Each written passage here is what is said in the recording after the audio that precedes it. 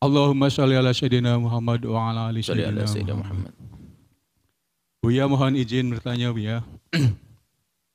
Yang saya tahu kematian itu ada dua cara Buya yang saya tahu, yaitu husnul khatimah dan su'ul khatimah. Pertanyaannya Buya, orang yang mati dengan husnul khatimah, apakah itu sudah dijamin tidak mendapatkan siksa kubur sekaligus masuk surga atau belum jelas Buya? Yang kedua pertanyaannya, bagaimana cara mendapatkan husnul khatimah Buya? Itu aja pertanyaannya. Wassalamualaikum warahmatullahi wabarakatuh. Assalamualaikum warahmatullahi wabarakatuh.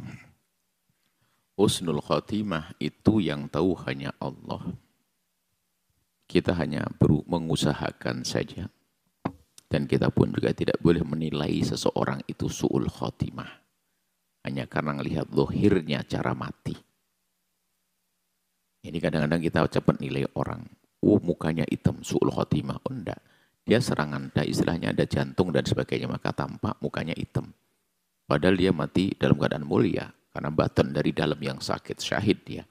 Makanya ingat bicara su'ul khatimah, husnul khatimah. Kalau su'ul khatimah jangan nunjuk ke orang sama sekali. Anda jangan katakan fulan su'ul khatimah, fulan su'ul khatimah. Anda tidak tahu. Anda tidak tahu waktu malaikat mencabutnya dengan rasa sakit yang ia rasa. Bisa saja dosanya dihapus saat itu. Adapun masalah orang sakit meninggalnya dengan kesakitan, bukan berarti dia itu tidak husnul khatimah. Memang sakaratul mautus sakit. Sampai sakaratnya Nabi merasakan sakaratul maut. La ilallah inna lil mauti la sakarat. Ada sebagian orang matinya tenang, ada macam-macam. Bukan itu. Akan tapi spesial, ini hanya Allah yang tahu, jangan sok tahu tentang kematian seseorang. Ini kadang-kadang kita begitu mudah menilai. Juga tutup. Bahkan selagi orang itu sudah mati dalam keadaan Islam, tidak ada tanda-tanda keluar dari Islam dan iman, sudah kita husnudzon, dia adalah husnul khatimah. Mungkin ada orang mati dalam keadaan bermaksiat. Apakah Anda tahu? Bisa jadi di saat dia bermaksiat, dia berdiri, dia tobat, lalu naik motor, mati dia. Bisa jadi kok begitu. Selagi dia masih ahli iman, sudah cukup seperti itu. Maka jangan menuduh orang lain lah, menuduh orang su'ul khatimah, su'ul khatimah, su'ul khatimah. Nggak bisa. Hati-hati itu. Kita tidak tahu apa yang terjadi saat itu.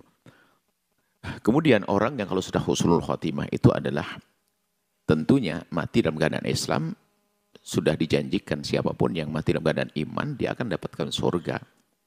Adapun dosa-dosa yang pernah ia lakukan, ya tergantung. Jika dia sudah habiskan dosanya dengan permohonan ampun waktu hidup, ya mati aman. Kalau belum diampuni semuanya oleh Allah, ya ada cicilan. Belum ada cicilan di dunia, ya nanti di akhirat harus diberesin dulu dong. Tapi bisa jadi Allah Maha Pengampun lalu mengampuni mungkin sekali itu semuanya. Tapi secara zahir sekali ada dosa yang belum diampuni, ya kita harus merasakan. Na'udzubillah. Maka dari itu, ya mulai hari ini kita sudah harus menyicil dosa kita. Dihabiskan, ampuni ya Allah, ampuni, ampuni. Jangan nambah lagi. Kalau nambah segera minta ampun kepada Allah. Sampai husnul khotimah. Sampai meninggal dalam keadaan Islam dan Allah ampuni dosa kita. Jadi biarpun orang dalam keadaan muslim, mukmin itu namanya husnul khotimah. Apakah mungkin disiksa di alam barzah? Disiksa di neraka? Mungkin. Karena masih ada dosa-dosa yang belum diberesin. Makanya kalau nyicil di dunia saja, jangan di akhirat. Di akhirat itu pedih, siksa alam barzah. Nyicil dosa Bu, Pak. Nyicil, makanya sekedar dicatat dosa-dosa kita, diingat nyicil. Nyicilnya gampang dengan Allah. Cukup kita menyesal, menangis, istighfar, beres. Nggak pakai siksa di neraka. Nah, kemudian bagaimana cara menjadi orang husnul khotimah? Almar'u mata ala ma'asya alaihi. Ala ma'asya, orang itu mati biasanya seperti dari kebiasaannya. Jadi kalau kebiasaan kita adalah dengan iman kebaikan, ya insya Allah matinya di situ. Makanya, titi jalan kebaikan. Biasakan hidup Anda dengan Allah dan Rasulnya. Biarpun kelihatannya Anda berkiprah dalam urusan dunia. Bukan berarti Anda harus itikaf terus di masjid. Bukan berarti Anda harus itikaf terus di masjid. Lalu siapa yang bekerja? Akan tapi jadikan hidup Anda dengan Allah. Maka dimanapun Anda berada, selagi Anda sambungkan hati Anda dengan Allah, itu nanti husnul khotimah. Anda bekerja cari duit kelihatannya. Lagi ngitung duit. Kelihatannya kerut kening ngitung perhitungan duit. Rupanya di ujung hitungnya ini adalah aku ingin segera menyelesaikan masjid yang di sana. Oh, fakir miskin di sana. Pesantren yang di sana. Mati mulia kok. Kelihatannya ngitung duit. Yang penting hati Anda itu loh. Kelihatannya di masjid, tapi kan tidak boleh tahu suul khotimah. Kelihatannya di masjid. Masya Allah, kelihatannya di masjid, sholat, matinya di masjid kelihatannya. Cuma di dalam hatinya, saya nanti keluar dari masjid, lihat orang pada lihat saya sudah itikaf 4 hari. Mereka bakal menganggap saya ini wali. Mati di situ, niatnya jelek, katanya sholat. Jadi urusannya kita urusan hati yang benar. Ingat, jangan Anda menuduh orang lain suul khotimah.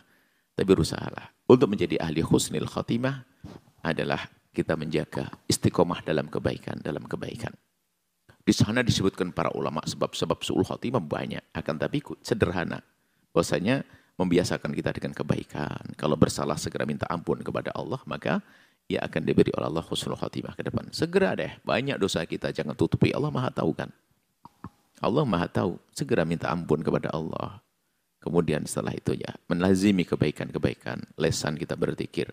Kalau seandainya mati di mana-mana pun, kapanpun ya kita dalam keadaan ingat kepada Allah di jalan Allah.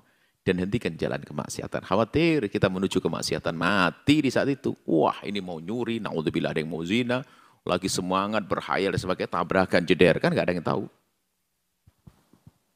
Biarpun kelihatannya adalah menuju ke tempat yang baik, padahal ngelabui. Kan ada orang ingin melakukan kejahatan, ngelabui. Pakai baju yang bagus, islami dan sebagainya, padahal mau nyuri. Atau mau zina biar tidak diketahui orang. Menabrak, ya su'ul khotimah, karena dia berada di jalan kejahatan. Cuman kita nggak boleh nuduh orang. Pokoknya jangan nuduh orang. Bahkan kelihatan orang yang baru mabuk dan baru berjudi pun selagi ahli iman bisa jadi waktu dia menjelang kematiannya dia tobat mungkin sekali. Sehingga bicara su'ul khotimah itu pelajaran buat kita, bukan untuk nilai orang lain. Ingat, memahami su'ul khotimah, husnul khotimah pelajaran buat kita, bukan untuk nilai orang lain. Hei hamba Allah, ketahuilah itu.